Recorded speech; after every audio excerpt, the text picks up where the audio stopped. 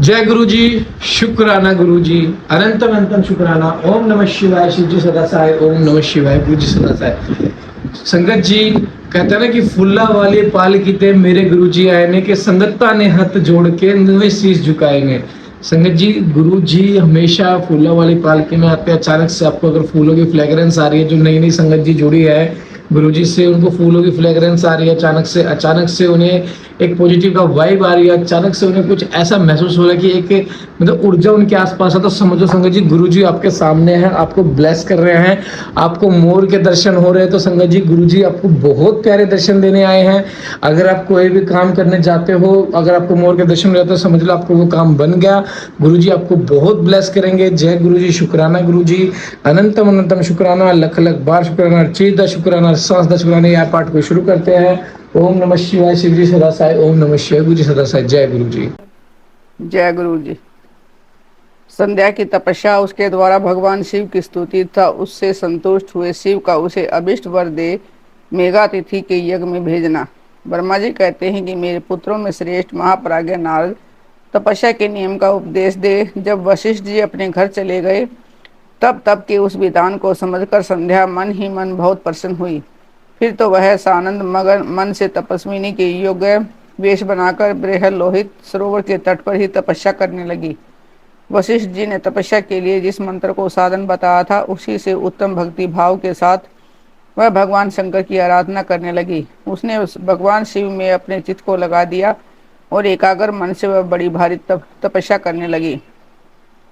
उस तपस्या में लगे हुए उसके 4 युग व्यतीत हो गए। तब भगवान शिव उसकी इस तपस्या से संतुष्ट हो बड़े प्रसन्न हुए तथा बाहर भीतर और आकाश में अपने स्वरूप का दर्शन कराकर जिस रूप का वह चिंतन करती थी, उसी रूप से उसकी आंखों के सामने प्रकट हो गए। उसने मन से जिनका चिंतन किया था, उन्हीं प्रभु शंकर को अपने सामने खड़ा देख वह अत्यंत आनंद में निमग्न हो गई। भगवान का मुखारविंद बड़ा प्रसन्न दिखाई देता है। उसके स्वरूप से शांति बरस रही थी। वह सहसा भयभीत हो सोचने लगी कि मैं भगवान हर से क्या कहूँ, किस तरह इनकी स्तुति करूँ। इसी चिंता में पड़कर उसने अपने दोनों नेत्र बंद कर लिए।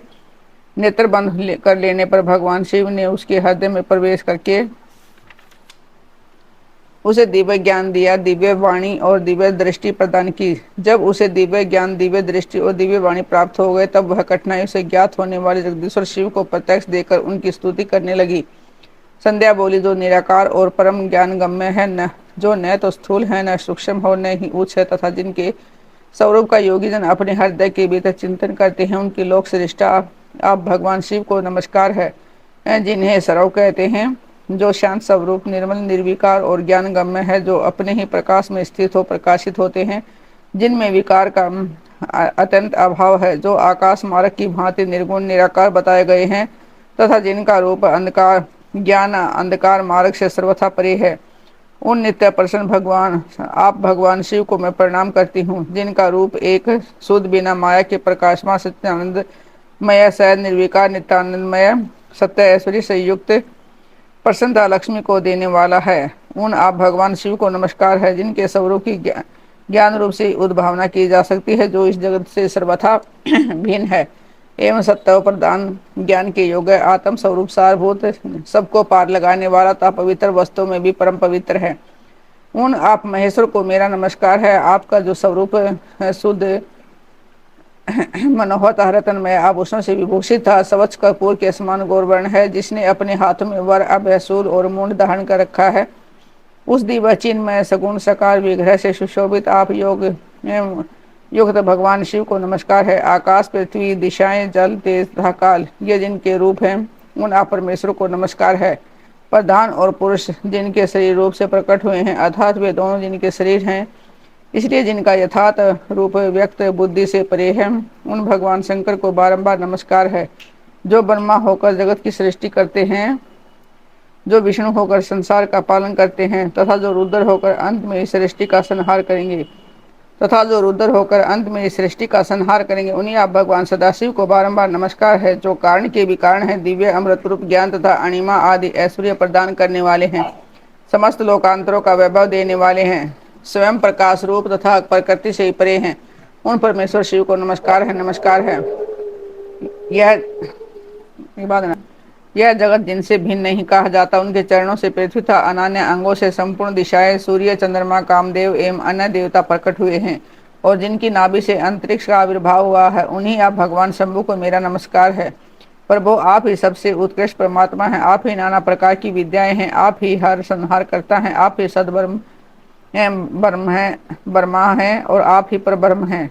आप सदा विचार में तत्पर रहते हैं, जिनका न आदि है, न मध्य है, और न अंत ही है, इन जिनसे सारा जगत उत्पन्न हुआ है, तथा जो मन और वाणी के विषय नहीं है, उन महादेव जी की स्तुति मैं कैसे कर सकूंगी। ब्रह्मा आदि देवता था तपस्या के धनी मुनि भी जिनके रूप का वर्णन नहीं कर सकते, उन्हीं परमेश्वर का वर्णन अथवा सत्वन मैं कैसे कर सकती हूँ। प्रभु, आप निर्गुण है, मैं मूढ़ी स्त्री आपके गुणों को कैसे जान सकती हूँ। आपका रूप तो ऐसा है कि जिसे इंद्र सहित संपूर्ण देवता और असुर भी नहीं जानते। महेश्वर, आपको नमस्कार है। तपो, मैं आपको नमस्कार है। देवेश्वर शंभो, मुझ पर प्रसन्न होइए, आपको बारंबार मेरा नमस्कार है। ब्रह्मा जी कहते हैं कि नाद संध्या का यह स्तुति पूर्ण वचन सुनकर उसके द्वारा भली भांति प्रशंसित हुए भक्त वत्सल परमेश्वर शंकर बहुत प्रसन्न हुए। उनका शरीर वलकल और मृग चर्म से ढका हुआ था, मस्तक पर पवित्र जटाजूट शोभा पा रहा था। उस समय पाले के मारे हुए कमल के समान उसके कुमलाए हुए मुँह को देखकर भगवान हर दया से द्रवित हो उसे इस प्रकार बोले। महेश्वर ने कहा कि भद्रे, मैं तुम्हारी इस उत्तम तपस्या से बहुत प्रसन्न हूँ। शुद्ध बुद्धि वाली देवी, तुम्हारे इस सत्वन से भी मुझे बड़ा संतोष प्राप्त हुआ है। अतः इस समय अपनी इच्छा के अनुसार कोई वर मांगो, जिस वर से तुम्हें प्रयोजन हो तथा जो तुम्हारे मन में हो, उसे मैं यहाँ अवश्य पूर्ण करूंगा। तुम्हारा कल्याण हो। मैं तुम्हारे व्रत नियम से बहुत प्रसन्न हूँ। प्रसन्नचित होकर महेश्वर का यह वचन सुनकर अत्यंत हर्ष से भरी हुई संध्या ने बारंबार प्रणाम करके बोली, महेश्वर, यदि आप मुझसे प्रसन्नतापूर्वक वर देना चाहते हैं, यदि मैं वर पाने के योग्य हूँ, यदि पाप से शुद्ध हो गई हूँ, तथा देव यदि इस समय आप मेरी तपस्या से प्रसन्न हो, तो मेरा मांगा हुआ यह पहला वर सफल करें। देवेश्वर, इस आकाश में पृथ्वी आदि किसी भी स्थान में जो प्राणी है, वे सब के सब जन्म लेते ही काम भाव से युक्त न हो जाएं। नाथ, मेरी सकाम दृष्टि कहीं पर न पड़े। मेरे जो पति हों वे भी मेरे अत्यंत सुहृद हों। पति के अतिरिक्त जो भी पुरुष मुझे सकाम भाव से देखे, उसके पुरुष तत्व का नाश हो जाए, वह तत्काल नपुंसक हो जाए। निष्पाप संध्या का यह वचन सुनकर प्रसन्न हुए भक्त वत्सल भगवान शंकर ने कहा कि देवी संध्या, सुनो भद्रे, तुमने जो जो वर मांगा है वह सब तुम्हारी तपस्या से संतुष्ट होकर मैंने दे दिया। प्राणियों के जीवन में मुख्यतः 4 अवस्थाएं होती हैं। पहली शैशव अवस्था, दूसरी कौमार अवस्था, तीसरी यौवन अवस्था और चौथी वृद्धावस्था। तीसरी अवस्था प्राप्त होने पर देहधारी जीव काम भाव से युक्त होंगे। कहीं कहीं दूसरी अवस्था के अंतिम भाग में भी प्राणी सकाम हो जाएंगे। तुम्हारी तपस्या के प्रभाव से मैंने जगत के सकाम भाव के उदय की इस मर्यादा स्थापित कर दी है, जिसे देहधारी जीव जन्म लेते ही कामासक्त न हो जाएं। तुम भी इस लोक में वैसे दिव्य सती भाव को प्राप्त करो जैसे तीनों लोकों में दूसरी किसी स्त्री के लिए संभव नहीं होगा। पानी ग्रहण करने वाले पति के सिवा जो कोई भी पुरुष सकाम होगा, तुम्हारी ओर देखेगा, वह तत्काल नपुंसक होकर दुर्बलता को प्राप्त हो जाएगा। तुम्हारे पति महान तपस्वी तथा दिव्य रूप से संपन्न एवं महाभाग महर्षि होंगे, जो तुम्हारे साथ 7 कल्पों तक जीवित रहेंगे। तुमने मुझसे जो जो वर मांगे थे वे सब मैंने पूर्ण कर दिए हैं। अब मैं तुमसे दूसरी बात कहूंगा जो पूर्व जन्म में संबंध रखती है। तुमने पहले से यह प्रतिज्ञा कर रखी है कि मैं अग्नि में अपने शरीर को त्याग दूंगी। उस प्रतिज्ञा को सफल करने के लिए मैं तुम्हें एक उपाय बताता हूँ, इसे निसंदेह करो। मुनिवर, मेघा तिथि का एक यज्ञ चल रहा है जो 12 वर्षों तक चालू रहने वाला है। उसमें अग्नि पूर्णता ज्वलित रहेगी, पर ज्वलित है। तुम बिना विलंब किए उसी अग्नि में अपने शरीर का उत्सर्ग कर दो। इसी पर्वत की उपत्यका में चंद्रभागा नदी के तट पर तापस आश्रम में मुनिवर मेघातिथि महायज्ञ का अनुष्ठान करते हैं। तुम सवस्था पूर्वक वहां जाओ। मुनि तुम्हें वहां देख नहीं सकेंगे। मेरी कृपा से तुम मुनि की अग्नि में प्रकट हुई पुत्री होगी। तुम्हारे मन में जिस किसी स्वामी को प्राप्त करने की इच्छा हो, उसे हृदय में धारण कर उसी का चिंतन करते हुए तुम अपने शरीर को उस यज्ञ की अग्नि में होम दो। संदेह, जब तुम उस पर्वत पर 4 युगों तक के लिए कठोर तपस्या कर रही थी, उन्हीं दिनों उस चतुर्युगी का सतयुग बीत जाने पर त्रेता के प्रथम भाग में प्रजापति दक्ष के बहुत सी कन्याएं हुई। उन्होंने अपनी उस सुशीला कन्याओं का यथा योग्य वरों के साथ विवाह कर दिया। उनमें से 27 कन्याओं का विवाह उन्होंने चंद्रमा के साथ किया। चंद्रमा अन्य सब पत्नियों को छोड़कर केवल रोहिणी से प्रेम करने लगे। इसी कारण क्रोध से भरे हुए दक्ष ने उस चंद्रमा को शाप दे दिया और तब वह समस्त देवता तुम्हारे पास आए। परंतु संदेह, तुम्हारा मन तो मुझ में ही लगा हुआ था, अतः तुमने ब्रह्मा जी के साथ आए हुए उन देवताओं पर दृष्टिपात ही नहीं किया। तब ब्रह्मा जी ने आकाश की ओर देखकर और चंद्रमा पुनः अपने स्वरूप को प्राप्त करे, यह उद्देश्य मन में रखकर उन्हें शाप से छुड़ाने के लिए एक नदी की सृष्टि की, जो चंद्र या चंद्रभागा नदी के नाम से विख्यात हुई। चंद्रभागा के प्रादुर्भाव काल में ही महर्षि मेघातिथि वहां उपस्थित हुए। तपस्या के द्वारा उनकी समानता करने वाला न कोई था और न ही होगा।